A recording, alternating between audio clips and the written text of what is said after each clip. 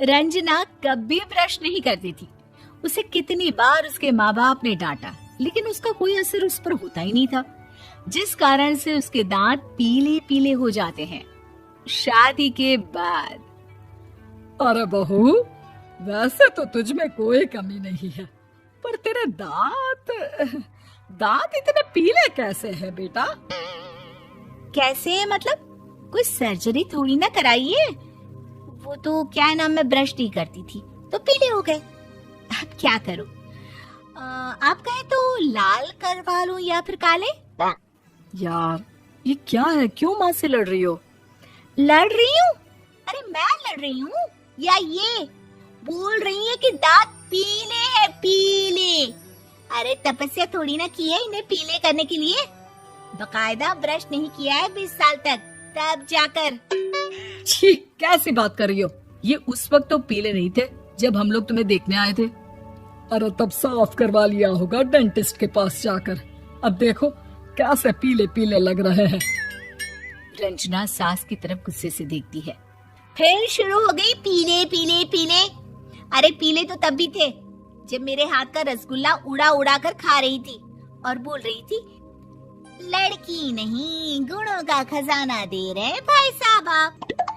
खैर, अब वो लोग करते भी तो क्या करते, पीले दांत वाली बहू पल्ले पड़ी थी तो झेलना तो था ही। एक दिन कीर्तन में रंजना गाना गा रही थी। अरे कमला बहन, माँ का द्वार है, यहाँ तो सब शुद्ध होकर आते हैं, फिर अपनी बहू को ब्रश भी नहीं करवाती तुम। दूर से पीले पीले दांत भक्ति में बाधा उत्पन्न कर रहे हैं। अरे कोई 2 साल की बच्ची थोड़ी ना लेकर आई हूँ मैं बहू बनाकर। अच्छी खासी लड़की है, अरे कैसे करवाऊं ब्रश? ये तो उसे खुद करना चाहिए ना। अब माँ बाप तो इसके जैसे तैसे निपटा दिए, ये नहीं सोचा कि सास कैसे संभालेगी। सास बहू को लेकर घर आ जाती है, लेकिन सोच लेती है कि अब इसे लेकर कहीं नहीं जाएगी। अगले रोज बहू कहती है, अरे क्या हो गया, मंदिर नहीं जाना क्या? कीर्तन का वक्त हो रहा है। मेरी मधुर वाणी से कान्हा जी जागते हैं और सोते हैं। आप तो जानती है ना उनकी भक्ति में कितना मन लगता है मेरा। वो क्या है ना, तबीयत ठीक नहीं लग रही है मेरी, आराम करूंगी मैं। तबीयत ठीक नहीं लग रही? अभी तो मिथुन के गाने पर नाच रही थी आप, और अब बोल रही है कि तबीयत ठीक नहीं लग रही। अरे भक्ति में मन लगा लो सासू माँ, ऊपर जाना है, क्या मुंह दिखाओगी आप? हाँ? सास को बहू की बात पर गुस्सा आ जाता है। मैं क्या मुंह दिखाऊंगी, इसकी चिंता तो ना कर, समझी? अपने मुंह की चिंता कर, जो ये पीले पीले दांत लेकर हर जगह पहुंच जाती है। पता है लोग कितना मजाक बनाते हैं। ना जी ना, मैं नहीं जाना कहीं तेरे साथ। तो ये बात है, कोई ना, मत जाओ, मैं अपने कमरे में ही बैठकर भक्ति कर लूंगी। ऊपर वाला दांत थोड़ी ना देखता है, मन देखता है, भावना देखता है। और अरे बस बस, तू सब कुछ दिखा, बस ये सफेद चमकदार दांत ना दिखाना किसी को, है? जा यहाँ से। बहू को सास की बात का कोई फर्क नहीं पड़ता, वो तो जैसी थी वैसी ही रह जाती है।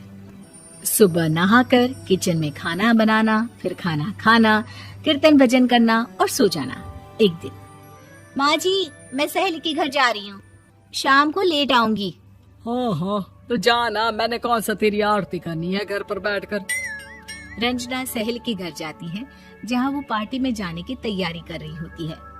अरे शिखा, कहाँ जाने की तैयारी कर रही है? मैं गलत वक्त पर आ गई क्या? अरे नहीं यार, उल्टा सही वक्त पर आई है। मैंने ये साड़ी और ज्वेलरी निकाली है यार, शाम को इनके ऑफिस की एक पार्टी में जाना है। बताना कैसा लग रहा है ये सब? नहीं यार, इस ड्रेस के साथ तो वो वाली ज्वेलरी अच्छी लगेगी। हाँ, सही बोल रही है, मैंने ध्यान ही नहीं दिया।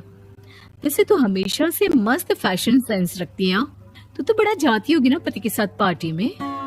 रंजना कुछ नहीं बोलती, बस सोचती है कि यार काश ये बात सही हो जाती।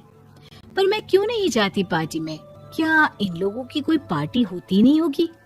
रंजना घर आती है और रात में पति से सवाल करती है, एक बात बताइए, आप मुझे किसी पार्टी में क्यों नहीं ले जाते? क्या आपके यहाँ ऑफिस में पार्टी नहीं होती? पति बेचारा क्या कहता कि दांत पीले हैं तुम्हारे इसलिए। अरे कोई पार्टी होती नहीं हम लोगों के ऑफिस में, तो कहाँ से लेकर जाऊं?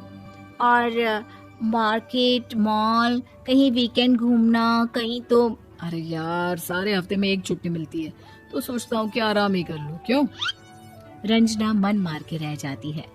पहले कभी सास के साथ मंदिर जाया करती थी, लेकिन वो भी सास ने ले जाना बंद कर दिया। घर बैठी बैठी रंजना बोर हो जाती है। तभी उसे आइडिया आता है और वो मायके जाने का सोचती है। सासू माँ, 2 दिनों के लिए मम्मी के घर जा रही हूँ। अच्छा ठीक है, आराम से जा। और हाँ, माँ से कुछ अच्छी आदत सीख कर आना कि कैसे शरीर के हर भाग की तरह दांतों की सफाई भी जरूरी होती है, समझी? शुरू हो गई ना आप। वो लोग आपकी तरह नहीं है कि छोटी छोटी बात का बतंगड़ बना दे। उन लोगों के लिए मैं मायने रखती हूँ, ना कि मेरे पीले पीले दांत। रंजना माँ को बिना बताए उन लोगों को सरप्राइज देती है, लेकिन जैसे ही वो दरवाजे पर पहुंचती है, अंदर देखती है कि घर वाले कहीं जा रहे होते हैं। अब माँ, काश रंजना दीदी के दांतों वाली प्रॉब्लम नहीं होती, तो वो भी हम लोगों के साथ चलती ना बुआ जी की बेटी की शादी में। हाँ बेटा, लेकिन अब उसे कौन समझाए कि उसको उसके पीले दांत नहीं दिखते, लेकिन उसके आसपास के लोगों को कितना एम्बैरेसिंग फील कराते हैं।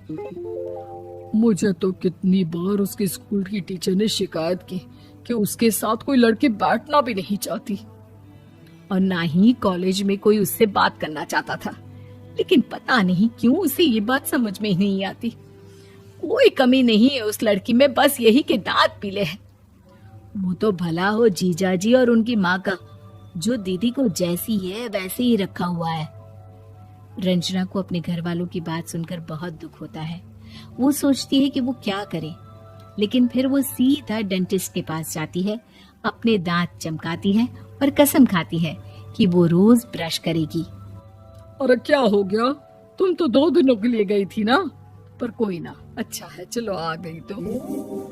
रंजना सास के सामने आकर खड़ी हो जाती है और पूरी स्माइल करती है, उसके चमकदार दांतों को दिखाती हुई। हैं? चले मंदिर।